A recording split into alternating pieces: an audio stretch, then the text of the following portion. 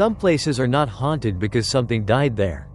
They are haunted because something was never allowed to leave. In southern Thailand, there is a rubber forest with no name. People work there by day and avoid it at night. This story is not about a ghost that seeks revenge.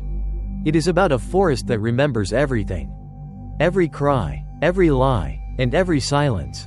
If you hear a woman crying among the trees, do not answer. Chapter 1. The Nameless Rubber Forest. In southern Thailand, near the scattered Muslim villages of Narathiwat province, there exists a rubber forest that people deliberately refuse to name. Not because it is new, and not because it was never recorded on paper, but because no one wants to speak its name aloud. The locals refer to it only in hushed tones, with a slight shake of the head, followed by a short, unfinished phrase, "That forest." By day, the rubber forest looks no different from hundreds of others across the south. Rows of trees stand in rigid lines, their pale trunks scarred with old tapping marks. The air carries the sharp, bitter scent of rubber sap mixed with damp soil. Fallen leaves blanket the ground, soft and wet, like a decaying carpet. Sunlight filters through the canopy, creating an illusion of calm, almost comforting. But when the sun sinks behind the low hills, the forest begins to change. Not in any obvious way. Rather, it feels as though something withdraws. Birds fall silent, insects disappear, the wind slows, then stops completely, leaving behind a heavy stillness, so dense one can hear the sound of their own heartbeat. The narrow paths between the trees seem longer than they should be. Darker than before, as if the forest itself is quietly stretching the space. The elders say the rubber forest does not merely grow trees. It holds on to things that refuse to leave. For years, workers have passed down an unspoken rule. After 7 in the evening, if it is not absolutely necessary, do not enter the forest. And if you do enter, there is one thing you must never forget. If, while tapping rubber or walking the night patrol, you hear a woman crying, soft, broken, as if she is trying desperately to hold back her grief, then you must pretend you heard nothing at all. Do not turn around. Do not call out. And never answer back. Because according to those who manage to leave the forest at night, the moment you respond to that crying, you allow whatever is waiting inside to know one thing. You can see it. And once it knows that, you will no longer be the only one who walks out of the forest. Chapter 2. The Last Night Shift. Somchai was not a brave man, but he was poor. And in this place, poverty often meant pretending not to believe in the things everyone feared. He was 29 years old, recently transferred from another province, and had worked as a rubber tapper for just over 3 months. During the day, Somchai rarely spoke. When the others gathered for dinner and the forest became the topic of conversation, he stayed silent, but he listened, carefully. He knew that working night shifts in a rubber forest was unlike any other job. The darkness here was not merely the absence of light, but something with depth, something that seemed to breathe. That night, an older worker asked to switch shifts because his son had a high fever. No one wanted to take the night patrol. In the end, Somchai nodded. Just one night, he told himself. At around 10 o'clock, Somchai entered the forest carrying an old flashlight, a tapping knife, and a walkie-talkie clipped to his belt. The path between the rubber trees felt darker than usual. His flashlight swept across pale trunks, making them look like countless thin arms reaching upward in the dark. Everything remained quiet until close to midnight. As Somchai bent down to tap a tree at section 17, he heard footsteps behind him, very soft, like sandals brushing against dry leaves. He told himself it was the wind, but the wind had stopped long ago. He lifted the walkie-talkie. Is anyone near section 17 right now? Only static answered him. A few minutes later, Somchai saw a figure standing at the far end of the path. The figure was small, with long hair, standing motionless between 2 rows of trees. The beam of the flashlight could not reach its face. His heart began to pound. "Miss, who are you?" Somchai called out, his voice trembling. The figure did not respond. Instead, from deep within the forest, came the sound of a woman crying, soft, restrained, as if someone were crying while trying not to be heard. Somchai raised the walkie-talkie again. At section 17, there's someone standing in the middle of the path. Those were the last words he ever transmitted. Moments later, the signal cut off completely. The next morning, the search team found only Somchai's flashlight. It was still faintly lit, hanging neatly on the trunk of a rubber tree, higher than a man's head. There were no footprints leading out of the forest. And from that night on, no one ever volunteered for the night shift at section 17 again. Chapter 3. The Woman Without a Shadow. My name is Arun. I had worked at the plantation for nearly 8 years, long enough to understand that the rubber forest was not just a place where trees grew, but a place that remembered. After Somchai disappeared, management asked me to personally inspect the area at night. Their reason was simple. You're not the kind of person who believes in those things. I thought so too. That night, I entered the forest carrying only a flashlight, a walkie-talkie, and a fragile confidence that everything could still be explained logically. A thin crescent moon hung low in the sky, its weak light slipping through the canopy, stretching long shadows across the ground. Each step I took made the dry leaves crunch beneath my feet, but the sound felt delayed, distorted, as if it did not quite belong to me. When I reached section 12, I saw her. A woman stood with her back to me, right in the middle of the narrow path. Her frame was slender, her shoulders slightly slumped, long black hair cascaded down her back, covering it completely. She wore a white dress, old and stained, the hem filthy, as though it had been dragged across damp soil for a long time. I stopped about 10 meters away. "Miss," I called out, forcing my voice to stay calm. "This area is restricted at night." She did not move. A faint breeze stirred her hair, but I noticed something wrong. The surrounding leaves did not move at all. I took one step closer. At that moment, moonlight angled across the ground, and I saw my own shadow stretching ahead of me. But in front of her, there was no shadow at all. My throat went dry. "Can you hear me?" I asked, my voice beginning to tremble. Slowly, the woman turned her head. Her face emerged from behind the curtain of hair. She had no eyes, not covered, they simply did not exist. Where they should have been were too deep, lightless hollows, thick with darkness, like openings into a bottomless place. Her lips were slightly parted, and from them came a very soft crying sound, choked and trapped in her throat. I stepped back instinctively. The walkie-talkie at my waist erupted into violent static, even though I had not touched it. In that moment, I understood something I had always refused to accept. The stories about the rubber forest had never been lies. And the woman standing before me, she had been here for a very long time. Chapter 4. Death Beneath the Tree. After the night I saw the woman without a shadow, I began doing something I had never thought to do before, searching through the plantation's old records. The files were yellowed, their edges eaten away by insects, locked inside a rusted metal cabinet whose key had long been lost. On the spine of one folder, written in faded blue ink, was a single year: 1998. Her name was Malika. Malika was 23 years old when she died. In the official report, the cause of death was recorded in neat, impersonal words: suicide by hanging in the rubber forest, Western Sector.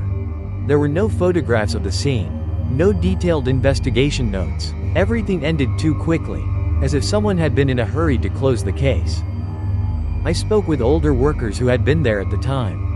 They exchanged long looks before answering, their voices dropping to near whispers. The rubber tree where Malika died, it was shorter than usual. The man who found her body had been a morning tapper. He said Malika's body was hanging, but her feet were still touching the ground. The rope around her neck was a rubber tying cord, the rough, brittle kind that could not support a person's weight. The strangest detail was not how she died, but her face. Her face was wet, he told me, but it hadn't rained. Malika's eyes were wide open. Tears had streamed down her cheeks, drying there into pale streaks like salt. Her mouth was open, as if she had tried to scream, but her throat could no longer produce a sound. There had been no rain that night. No strong wind. The night supervisor on duty was the one who signed off on the report as a suicide. 3 days later, he resigned. A week after that, he left the province entirely. No one ever saw him again. I returned to the tree where Malika died. The rubber tree was old, its trunk covered in countless tapping scars, layered like healed wounds. When I placed my hand against the bark, I felt an unnatural cold, far colder than the night air.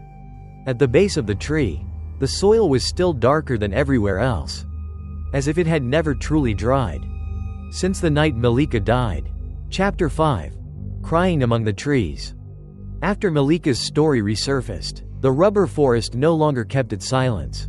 It was as if something had been awakened, no longer hiding, no longer subtle. Strange occurrences began to happen more frequently, openly, without shame. The first person to hear the crying was a night worker named Hakim. It was around 2 in the morning when he was tapping rubber in the eastern section. From deep within the forest, he heard a woman crying. The sound was not loud, but it lingered, broken, restrained, as if the woman were forcing herself not to cry too hard. Hakim said he froze where he stood. The crying did not come from a fixed direction, it moved. When he turned to the left, the sound came from the right. When he turned back, it was suddenly behind him. He ran. The next morning, Hakim submitted his resignation. He said very little. He left behind only one sentence. "She walks very slowly, but she is always right behind me." After that came smaller incidents, yet somehow more terrifying. Some workers felt their hair being lightly pulled while they were bent over tapping trees. Others looked down and saw bare feet standing directly in front of them, pale, smeared with mud, only to find no one there when they lifted their heads. One female worker swore she saw a white figure crawling low across the ground, slipping between the rows of trees, leaving long drag marks across the fallen leaves. From around 3 in the morning onward, no one dared to remain alone in the forest. Night shifts were shortened, flashlights stayed on constantly, walkie-talkies were never turned off. But the forest did not care. On some nights, the entire plantation fell into an unnatural silence. No voices, no machinery, only the faint sound of crying, drifting in from every direction at once. The crying felt close, right behind one's back, but whenever someone turned around, there were only rubber trees standing motionless, their pale trunks glowing under the moonlight. I began to understand something unsettling. Malika did not just want to be seen. She wanted to be heard. And everyone who heard that crying had already stepped deeper into the forest, even without taking another step forward. Chapter 6. The Mute Forest Watchman. The forest watchman's name was Prasit. He had been here longer than the plantation itself, longer than the straight rows of rubber trees that were planted later. No one remembered exactly when he arrived. People only knew that when the first workers set foot in this forest, Prasit was already there, quiet, unmoving, like part of the trees themselves. Prasit was mute from birth. He could not speak, yet his eyes were unnervingly sharp, as if he heard things others could not. During the day, he patrolled slowly between the rows of trees, carrying an old oil lamp even though he never needed to light it. At night, he did not sleep in the guard station. Instead, he sat with his back against the largest tree at the forest's edge, staring deep into the darkness. I went to see him after the crying began to occur more frequently.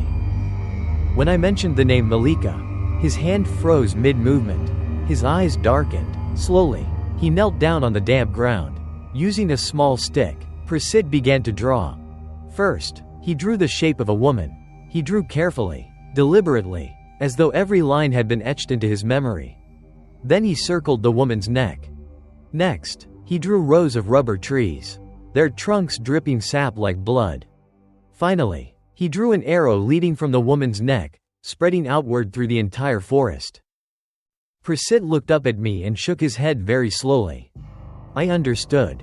Malika's death had not been the end. It had been the beginning. Prasit placed his hand against the trunk of the tree beside him. I did the same. The bark was icy cold, far colder than the night air should have been. In that moment, I felt something else beneath my palm. A very slow, heavy pulse, beating from deep inside the tree, like the heartbeat of something that was sleeping. Prasit motioned for me to leave before the sky grew fully dark. Before turning away, he scratched a final message onto a piece of dry wood and pushed it toward me. "Don't leave her alone." I did not understand it then.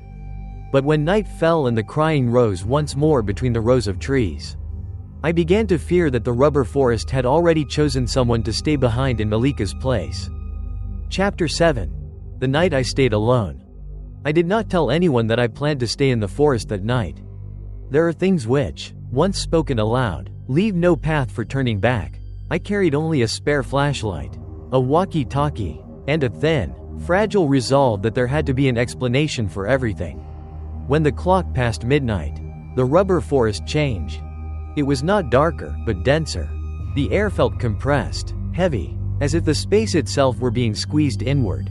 The straight rows of trees stretched unnaturally far ahead. Wherever my flashlight reached, the darkness retreated, only to close in again immediately behind me. At around 1 in the morning, the wind stopped completely.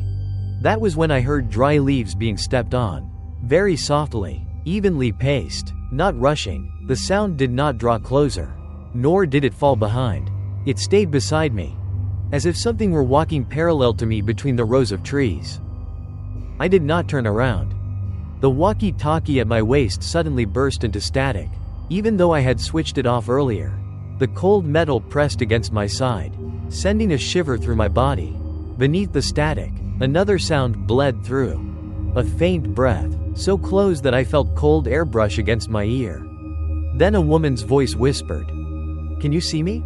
I froze, my entire body locked in place. Prisit's words echoed in my head. "Don't leave her alone." I clenched my teeth and did not answer. The flashlight flickered. In the brief moment when the light weakened, I saw another shadow cast alongside my own, long, thin, and angled incorrectly against the moonlight. When the beam steadied again, the shadow was gone. Then the crying began. Not from one direction, but from everywhere at once. The sound swelled, choked and suffocating, as if the earth itself were sobbing beneath my feet. I felt certain that if I turned around, I would see something standing far too close. I did not turn around. I kept walking, each step heavy, deliberate, until the faint outline of the guard station finally appeared ahead of me.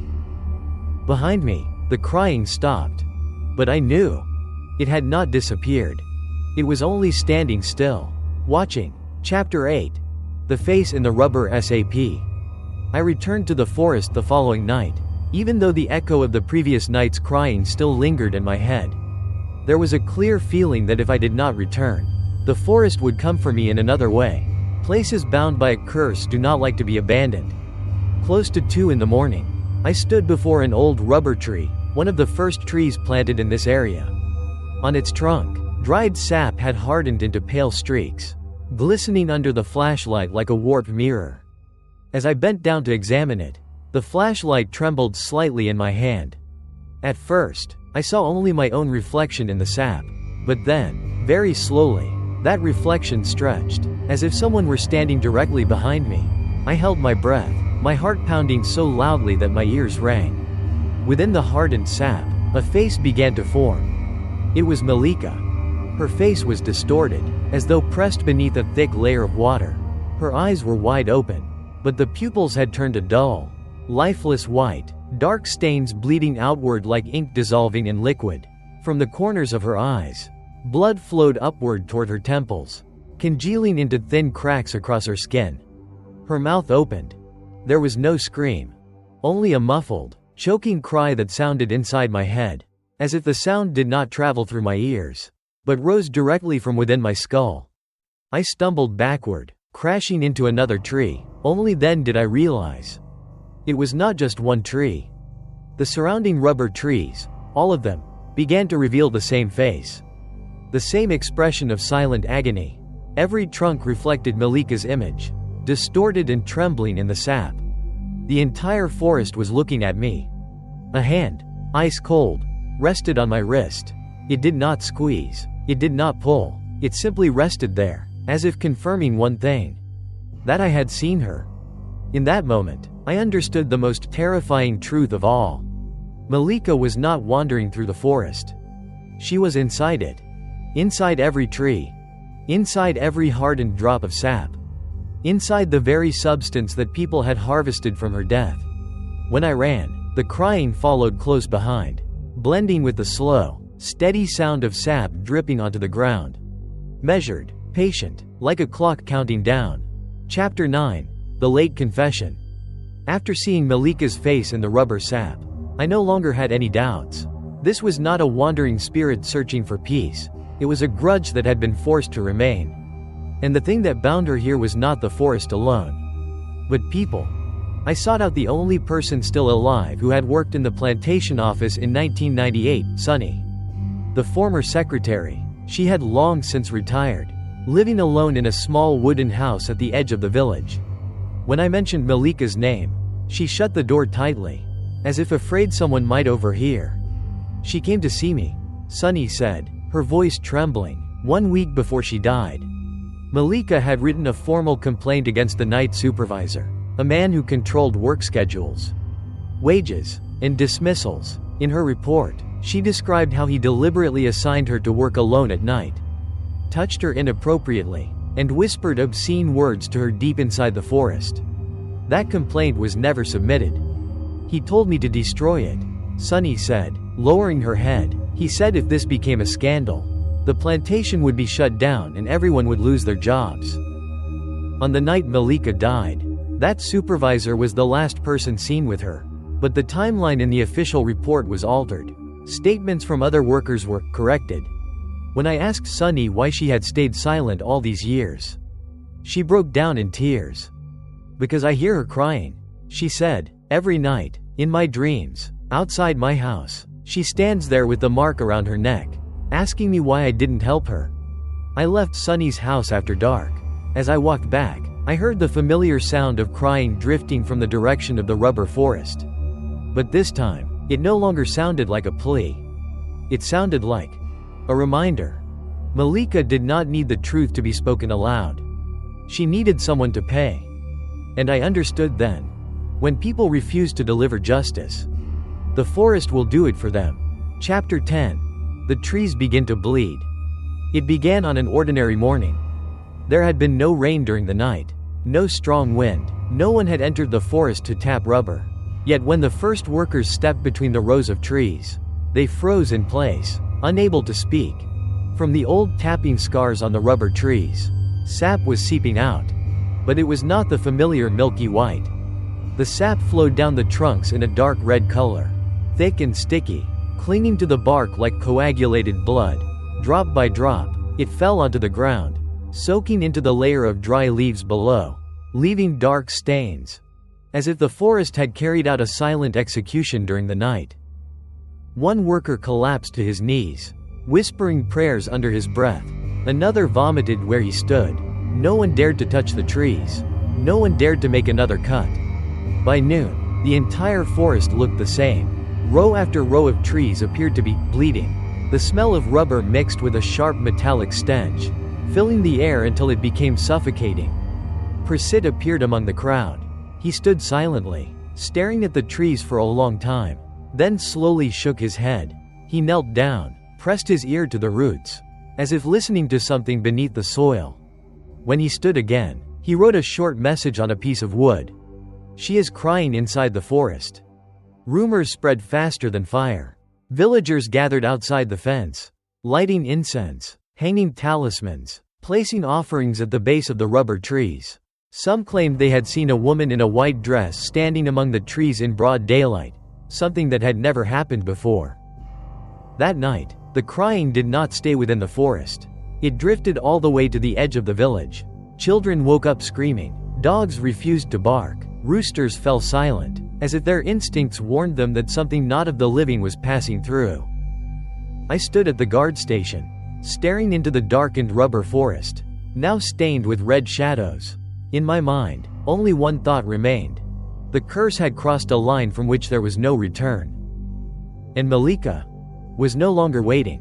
Chapter 11. The Failed Ritual. After the forest began to bleed, the local authorities could no longer ignore what was happening. The rubber plantation was ordered to shut down, but no one dared to cut down the trees or disturb the forest further. The villagers agreed to invite a well-known spiritual medium from Patani province, someone said to have dealt with restless spirits in deep forests and ancient burial grounds. The shaman arrived in the late afternoon. He carried bronze bells, yellow cloth talismans, and a small Buddha statue worn smooth at the edges. The moment he crossed the boundary into the rubber forest, he stopped, his expression tightened, and he stood still for a long time. "There is more than one spirit here," he said quietly. "Something has already merged with the land." The ritual was performed beneath the rubber tree where Malika had died. Incense was lit in a wide circle. Chicken blood was poured onto the ground according to the summoning rites. The shaman began to chant, his voice low and steady, echoing through the silent forest. At first, nothing happened.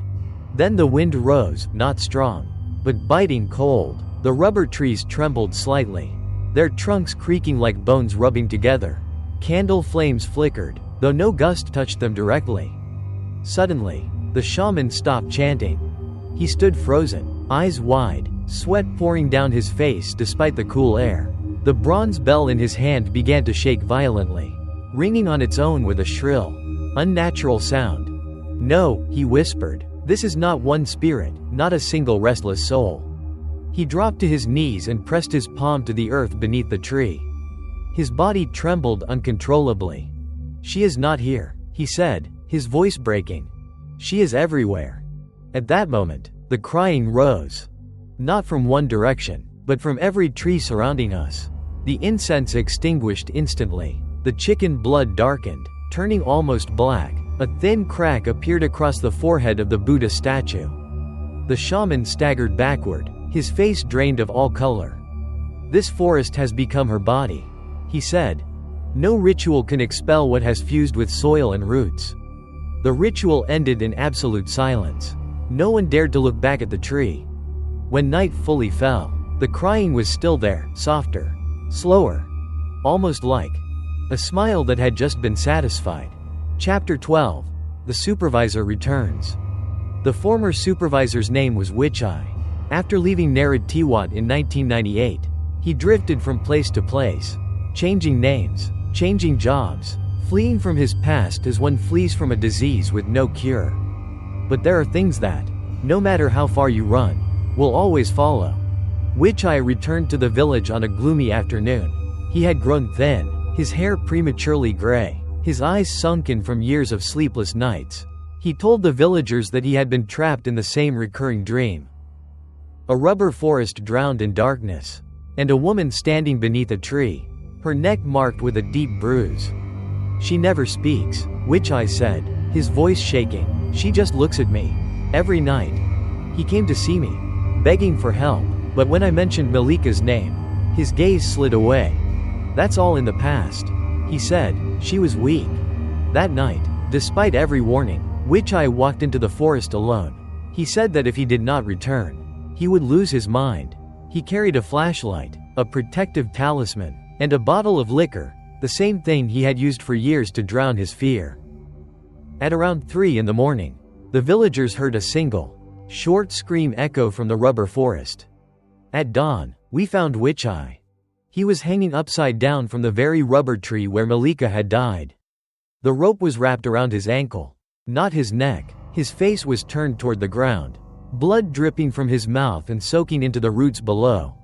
His face had no skin left. There were no signs of struggle, no footprints other than his own. It was as if the forest itself had lifted him up and placed him exactly where he belonged. Prasit stood far away, refusing to approach. He drew a small circle in the dirt, then slashed a line straight through it. The judgment was complete. Yet the crying in the forest did not stop. Chapter 13. The forest is sealed. After Wichai's death, nothing could be concealed any longer. The provincial authorities ordered the entire rubber forest to be sealed off. Steel fences were erected in haste. Warning signs were planted along the paths, the red letters glaring. Danger, no entry. By day, the forest appeared tamed once more, silent, still, harmless. But when night fell, everyone living nearby understood the truth. The forest's gates were closed only to the living. In the nights that followed, villagers began to see flashlight beams moving between the rows of trees. Even though no one was permitted to enter, the lights drifted slowly, appearing and vanishing, as if someone were searching for a way through the darkness. Some swore they saw a woman in a white dress standing just beyond the fence, close enough to touch the wire. She never crossed it. She only stood there, motionless. Whenever someone approached, she would retreat deeper into the forest, dissolving into shadow. The crying no longer rose loudly as before. It became sparse but persistent, like a sound that could never be fully silenced. Children in the village began drawing pictures of bleeding trees. Dogs refused to pass near the forest at night. Roosters crowed later than usual, as if something had disturbed their sense of time. Prasid resigned from his post. Before leaving, he placed his old oil lamp beneath the largest tree at the forest's edge. On a final piece of wood, he carved one last message: "The forest does not kill the innocent." I read that sentence again and again. Because if the forest does not kill the innocent, then who was it waiting for? Chapter 14, The Final Whisper. I left Narathiwat on a cloudy morning. No one came to see me off. No one asked whether I would ever return. In places like this, people understand that there are questions better left unspoken. The bus moved slowly along the red dirt road leading out of the village. When I looked back through the window, I could still see the steel fence encircling the rubber forest, lying silent beneath the dim light. From a distance, it looked like a vast scar, one that had never healed. I believed that once I left, everything would end. I was wrong. On my first night away, I dreamed of the forest. In the dream, I stood between endless rows of rubber trees. There was no wind, no moon. The ground beneath my feet was cold and damp. Ahead of me, Malika stood beneath the familiar tree. Her neck no longer bore the dark bruise. Her face was no longer distorted as it had been in the hardened sap. She looked at me for a long time. Then she spoke, her voice calm, terrifyingly so. "You didn't stay." I woke drenched in cold sweat. In my ears, I could hear a steady dripping sound. Drop by drop, like rubber sap falling into an unseen metal cup. From that night on, whenever I closed my eyes, I heard the crying. It was no longer violent, no longer filled with rage. It sounded patient, like a quiet reminder that somewhere, there was a place that still remembered me. I finally understood. The forest did not need me to stay. It only needed me to remember. And that memory, that thin, unbreakable thread, was enough to bind me forever to a place I believed I had left behind. Chapter 15. The Rubber Forest Still Waits. Years later, I finally understood why no one ever gave that rubber forest a name. A name is meant for remembrance. That forest did not need to be remembered by name. I never returned to Narathiwat, but on certain nights, when the air grows unnaturally still and the world feels compressed into silence, I hear a familiar sound again. A slow, steady dripping. Not rain. Not water. The sound of rubber sap falling into an invisible metal cup. People who still live near the old forest say it has never truly rested. Even after all these years, the steel fences rust far too quickly. Though no one touches them, the rubber trees inside continue to live, but they no longer yield sap as they once did. And sometimes, late at night, bare footprints appear along the edge of the forest, small, narrow, dragging slightly, only to vanish before dawn. No one enters anymore, because those who once dared to try heard a woman calling their name. Her voice was not angry, not frightening. It was gentle, familiar, like someone calling an old acquaintance back to where they belonged. The elders say Malika no longer cries. Her resentment was paid for in blood, but her spirit never left, because there are pains that, once they seep into the soil, into the trees, into the things people harvest every day, become part of that place forever. That rubber forest does not kill without reason. It only keeps. It keeps those who still owe an apology. It keeps those who heard the crying and made the mistake of answering back.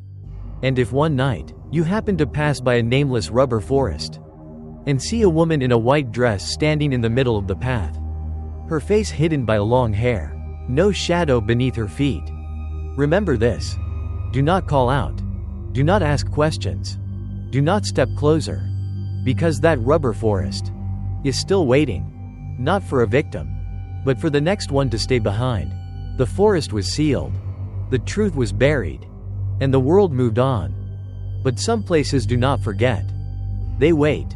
And if one night, you pass a nameless rubber forest and hear someone calling you softly from the dark, remember this story. Lower your head and keep walking, because not everyone who answers ever comes back.